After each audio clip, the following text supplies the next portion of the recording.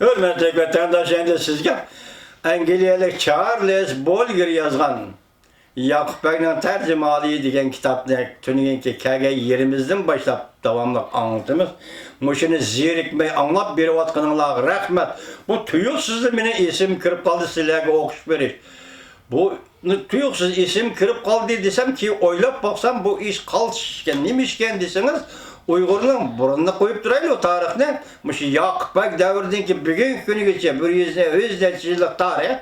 Muşu tarihte Uygurlar nimelerle köydü, nimelerle kıldı, nimege de akıllı oldu, nime kılış gerek, nime talep kılış gerek degen noktada bir tarihte Uygurlar hazırkı zaman tarihini yurtup bir daha işken bu vatandaş.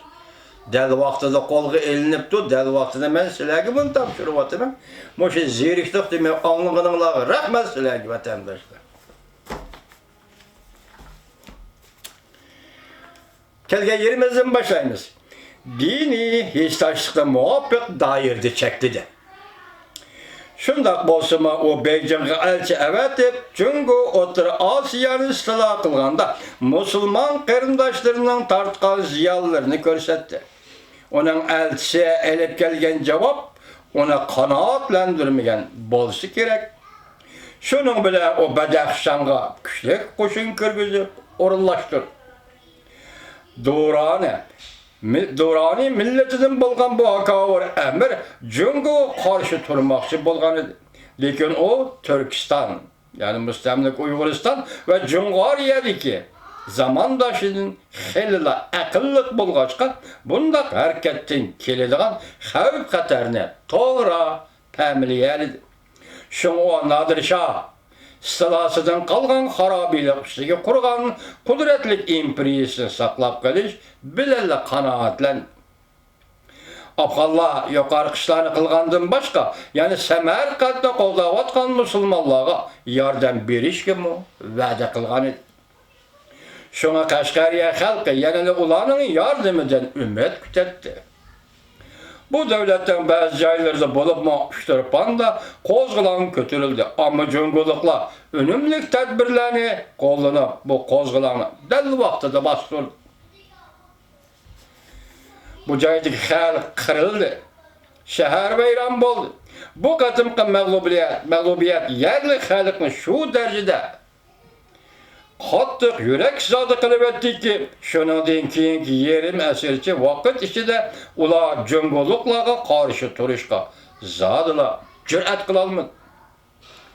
Junguluqlarning Qashqariyaga yurgizgan istilasi bu yerga hukmronlik qilish niyatida bo'layotgan nurg'un kishilarning o'ttirisidagi jidal majroni va boshqa xo'jalik da'vosi qilguvchilarning jidal majrolarini, ya'ni o'zlarini biz 1767-yildagi qirg'inda aman qolgan Samsaq xo'janing avlodimiz deb o'ttirga çıqqanlarning jidal majrolarini önümlük hal qilib etdi.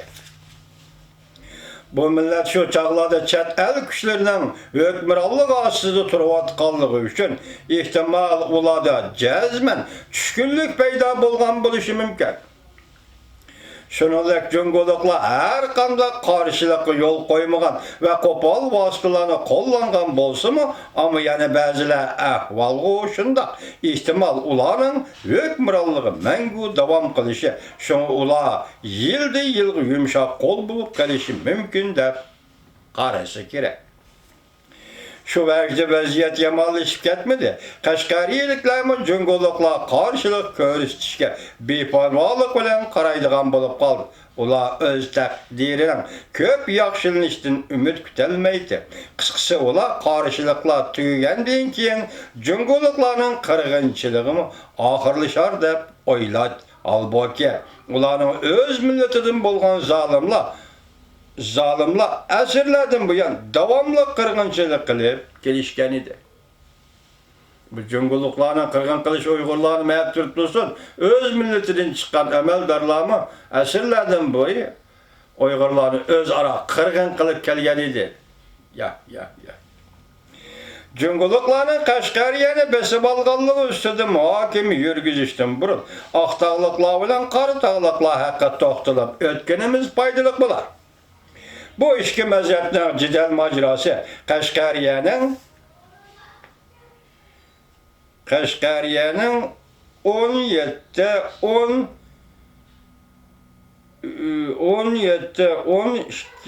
yok. Asirlardagi tarixiga singan 1533-yili. Muşta orada muşunun aldı kendi peres kılığın ama közeyni bile okuyamadım hani.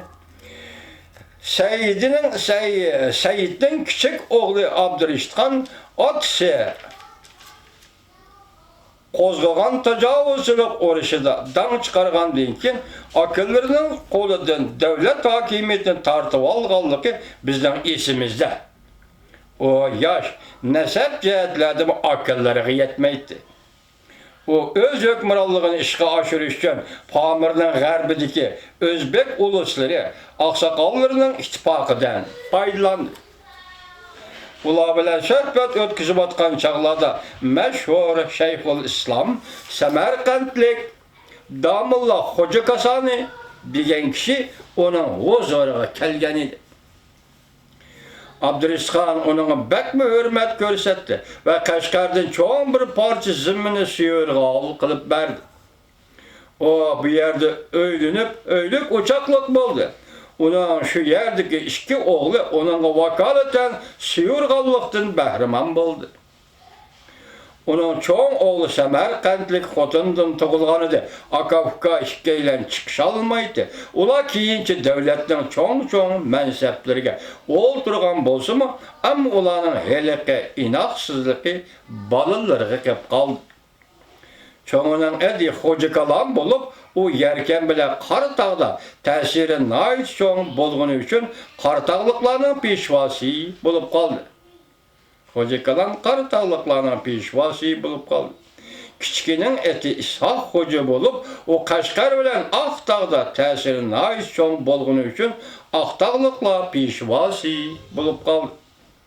Bu ikisi, yani Samarqandlik Shayx Islomning avlodlari. Bu ikisi Samarqandlik Shayxul Islomning avlodlari. O'zlarini xo'ja deb atib olgan bo'lsa-mu, lekin ularni o'tganda bir mahal hukmron bo'lgan haliq qavmning o'zgacha ma'niga ega xo'ja nomi bilan aralashtirib o'tilmasligi kerak. 5-bob. Kechiringlar, o'tgan kishi 6-bob deb o'qitdiman, 4-bobga. Ko'zaynak qolgan ekan shuga odam degan. Kechiringlar vatandoshlar. 5-bob. Cunguluklarning Qashqariyalik hukmronligi. Cunguluklarning Jungariya va Sharqi Turkistonni istilo qilib olganligi faktga aylandi.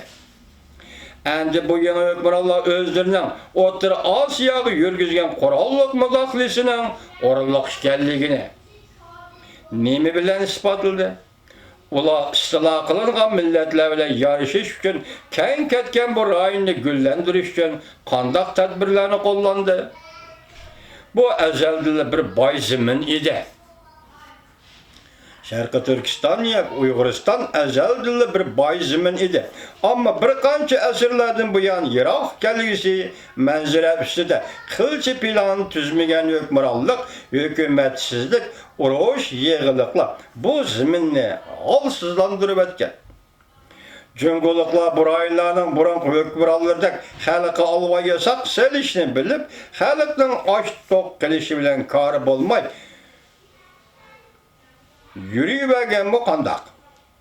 Jungoning elidagi jangchilari ve Jungoning elidagi, yani G'oljidagi jangchilari ve ularning qo'l ostidagi Qashqar, Yarkan, Aqsu yoki Kuchog'a avatilgan odamlari o'z chantigini to'ldirish uchun o'z mayliga qo'yib berib, boshqaruv siyosati qo'llanib, prinsipsiz nafsoniyatchilik yo'lini tutib, o'zlarining Osiyodagi boshqa mustabid podshohlarga o'xshashlar ko'z oldidagi ishlarga ko'ngil bo'lmaydigan, kelgusidagi ishlar bilan zodil kori bo'lmaydigan kishilar ekanligini isbotladimi?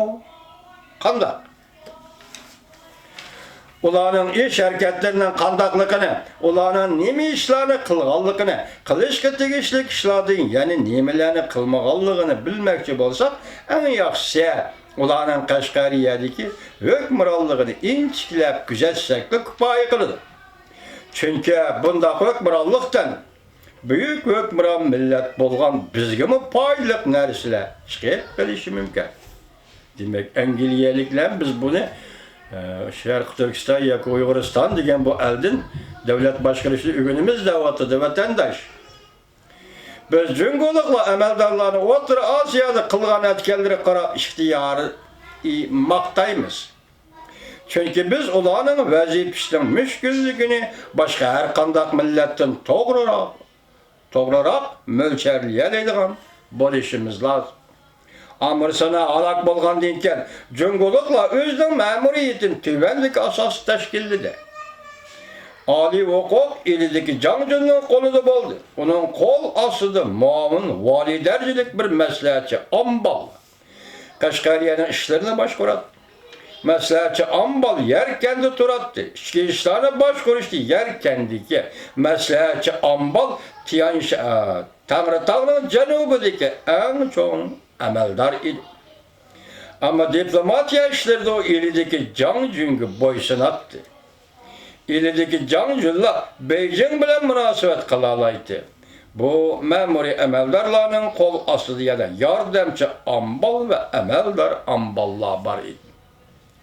Barliq shaharlarning sirtida Xanchang, ya'ni Xitoy shahri deb atalgan yangi shaharlar qurildi.